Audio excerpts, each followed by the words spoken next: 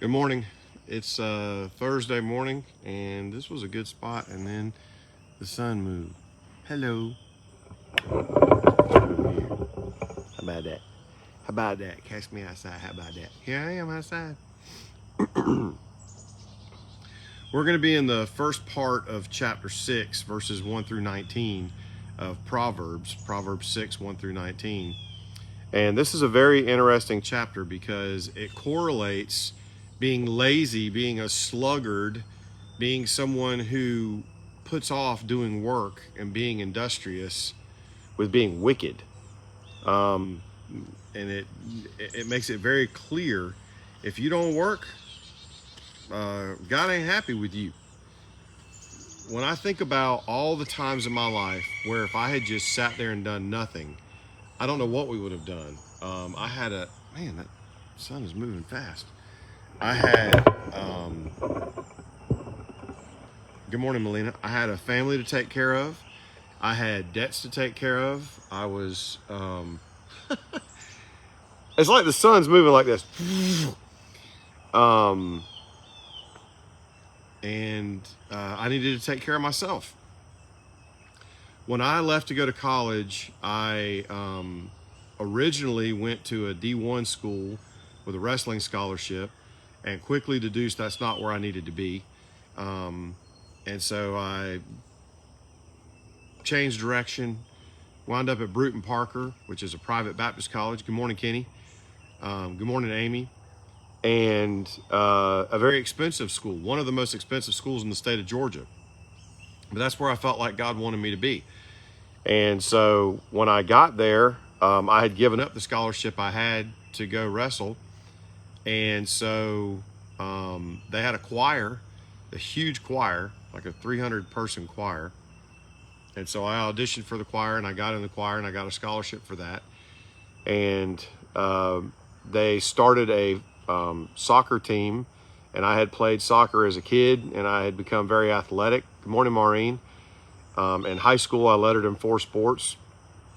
And so I knew I could pick back up soccer pretty quick. And I did, and I made the team. And so I was scholarshiped for that, redshirted on the team and was scholarshiped for that. They had a tennis team. I had played a little bit of tennis, but tennis was not my forte. However, the coach of the tennis team had been just a phenomenal tennis player in his own right. And he was a very good coach.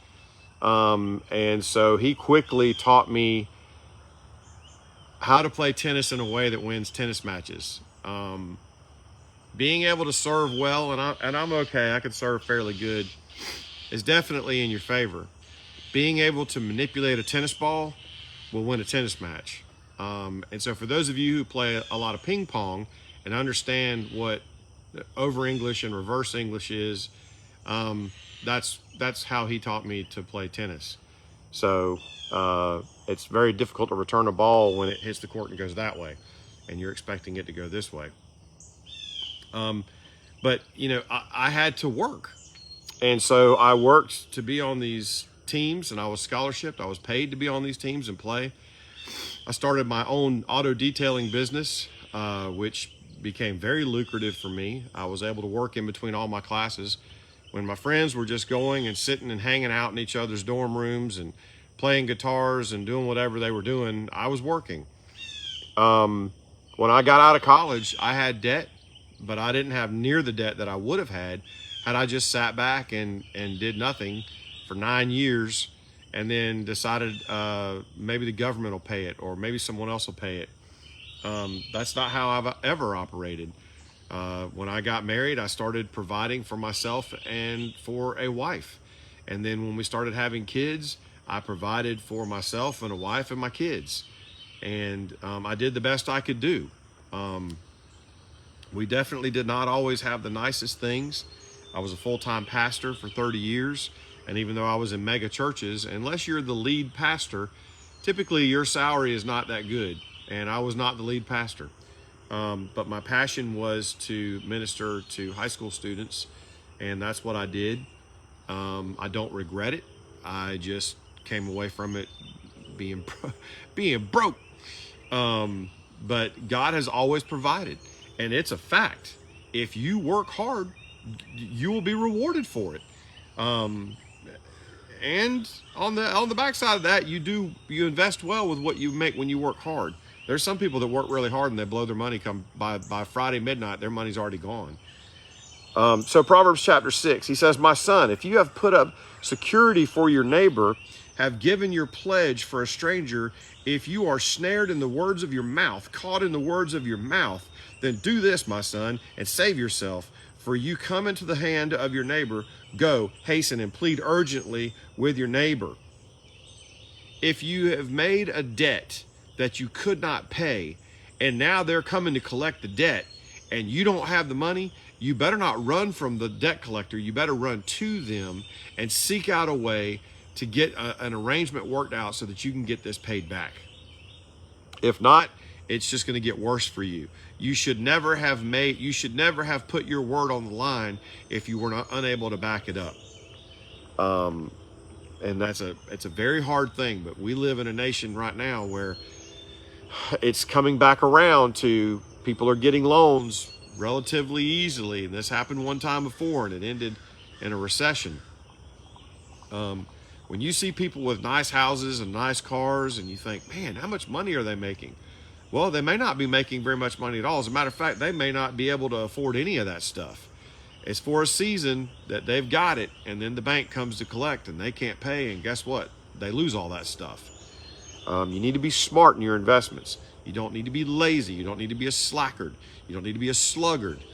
You need to do what you say and say what you mean what you say and say what you mean, and get out there and work and get the job done. He says, save yourself like a gazelle from the hand of the hunter, like a bird from the hand of the fowler. Go to the ant, O sluggard.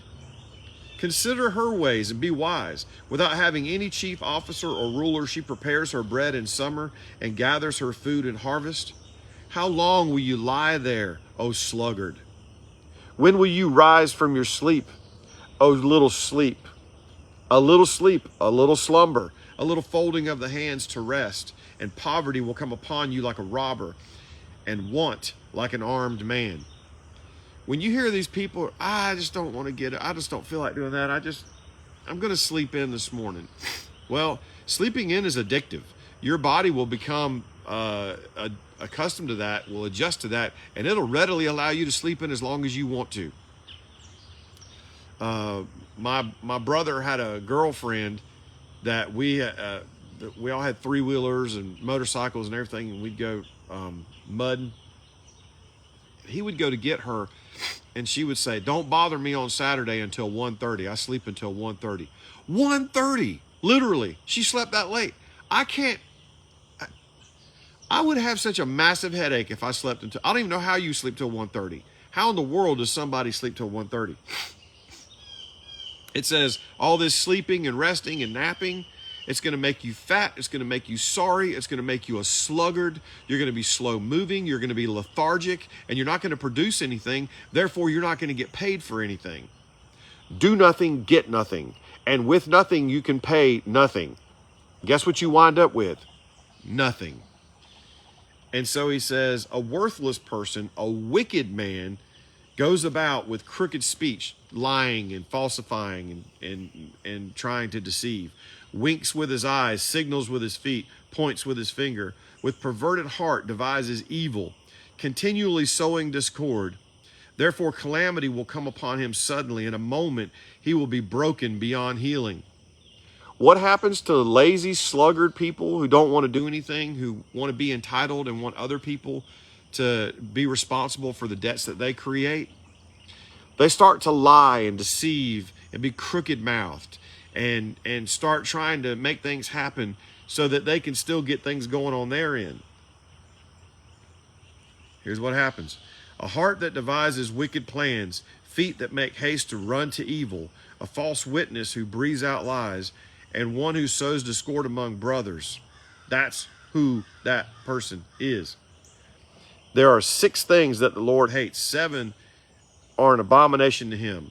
Haughty eyes, a lying tongue, hands that shed innocent blood, a heart that devises wicked plans, feet that make haste to run to evil, a false witness who breathes out lies, and one who sows discord among his brothers. Don't be a sluggard. Don't be lazy. Don't be one who is laying around waiting on somebody else to pay your bills. That you have, those are your bills. You got them. You're supposed to be paying them. Don't try and make right your wrongs by being wicked and lying and deceiving and misdirecting people. Not only does God dislike these things, it says he hates them and they're an abomination to him. So when you think about where your life is heading right now, if you're sitting there going, well, you know, I've got all these debts and someone else is responsible for them. Let me tell you how angry I got when a very left-minded, liberal-minded movement started that said, I shouldn't have to pay back my college loans. The government should have to pay back my college loans. Number one, let's do a quick math lesson here. For those of you who need to understand how things work. The government is broke. The government does not have money. Do you know where the money that the government has comes from? It comes from you and it comes from me. It's called taxes. And all those taxes go into a big bucket.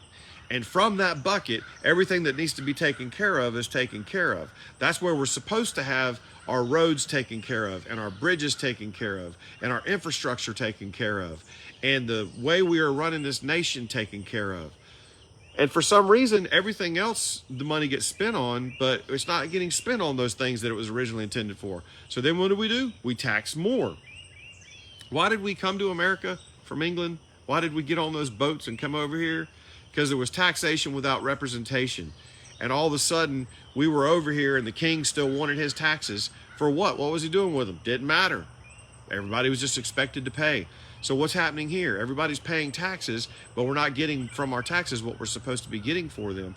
Now, because this bucket has so much money in it from all this taxation that's been taking place, now you have certain leaders that go, well, look, there's money in the bucket.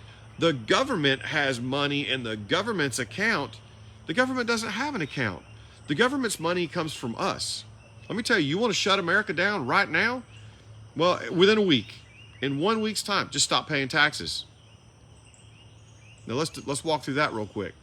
Well, if I stop paying taxes, I get arrested. Do you? If everybody stops paying taxes, do you get arrested? It's going to be kind of hard. How do you get arrested? Because all of the police are going to have to get laid off. Their salary comes from tax dollars. All of the responders, all of the people who are paid from tax dollars, they don't have a job anymore. They're not coming after you. They're running to the grocery store trying to grab that last loaf of bread before it's gone. All the people who are running the nation within just a short period of time, they're not running nothing because they're not getting paid. So unless they're doing it voluntarily, they're not getting paid. Well, you can say, well, there's a lot of money stored up in that tax bucket. Really? How much money is stored up in that tax bucket when we're already trillions of dollars in debt? So if everyone starts to come to collect and there's no money going back into that bucket, how long is it before we are just thoroughly on our knees without anything? No way to have anything. That's what happens. And so this movement started, hey, let's go pay back everyone's college loans. They shouldn't have to pay for that. They should not have to pay their debt back that they willingly incurred on purpose. Do you know what a word is that we misuse very often? We misuse the word mistake a lot. For me to say that I had an affair by mistake, that would be, and we're going to talk about that again tomorrow, that would be a lie. You had an affair on purpose. You didn't accidentally slip into bed with someone and have sex with them. You on purpose did it. Now, you may not like the consequences, and you may not like the way you're perceived, and you may not like what it does to your integrity and your income and everything else. But the facts are, you didn't make a mistake. You made a decision. You didn't go to college and mistakenly wind up unknowingly being charged for all this debt that you incurred. You went to college knowing this is the investment I'm making into my future, and it's going to cost this much money. And at the end of that, when you got the education, you're supposed to pay back that loan or those loans. Well, it's just not fair. Why should a kid have to pay back their loans? Why should kids have to wait 20 and 30 years like their parents did before they can afford a house? They ought to be able to have that house right out of the gate. Sluggards look for ways to twist and deceive and be crooked-mouthed and be wicked. so that they can gain the financial gain that those who are working for. The ant goes and works. It doesn't have to have a boss standing over it telling it what to do. It doesn't have to have somebody reminding it to get up early and get to work while you got daylight. It doesn't have to have somebody telling it that if you work, you eat. It realizes all that, therefore it goes and does it. No one has to tell the ant what to do. For those of us who are going to work and earning a paycheck and taking care of our bills, we're doing that because we understand that we have spent money and we need money to continue spending to take care of the debts that we have and to provide for our futures. That's why we do what we do. If you have a family, you're providing for your family. God says he will bless us if we are honestly working and getting our heads in the game and getting out there and making honestly a wage that will provide for the things that we need. Those sluggards who want to sit back and wait for a welfare check or there's another one, welfare. What is welfare intended for? Well, someone who is unwell needs fare to take care of them. And we do have people in this nation who are unwell. According to the Bible, churches ought to be taking care of those people, not the government. There again, we're paying money into this bucket, and that bucket is being used, and everyone abuses every system. There are those who are sluggards who want to get the money out of that bucket that was intended for people who have mental challenges, who have physical challenges, who there's no way possible for them to provide for themselves. That is a very small percentage of Americans. There is a very large percentage of Americans that are drawing welfare, and they're not doing anything. So what you gonna do now? You gonna sit there with your hands folded across your lap, sleeping in and sleeping late and expecting someone else to pay your bills, and the day's gonna come when they don't pay your bills, and you're not gonna have any skill sets to go out and provide for yourself, and you're gonna be struggling. So God says, don't be caught like that. Look at the ant. Get out there, get motivated, get driven, take care of yourself, take care of your family, and have a happy life. Be the example to those who want to follow Jesus Christ. He says, slackers and sluggards aren't following me. So if you're calling yourself a Christian and you're one of those people who feels entitled, like you should just be able to lay around and get whatever you're supposed to get and you shouldn't have to work for it, then you're not reading this. You're not reading the same Bible I'm reading. You're listening to people telling you that it's okay and it's not okay. Listen to me telling you what God says. God says, get up off your lazy sluggard tail and get to work. Start making an honest living, and you're going to sleep a lot better at night. Number one, because you're going to have a clear conscience. Number two, you're going to be too tired not to sleep. You've been working all day. Guys, have an awesome day. Love you. Mean it. Bye-bye.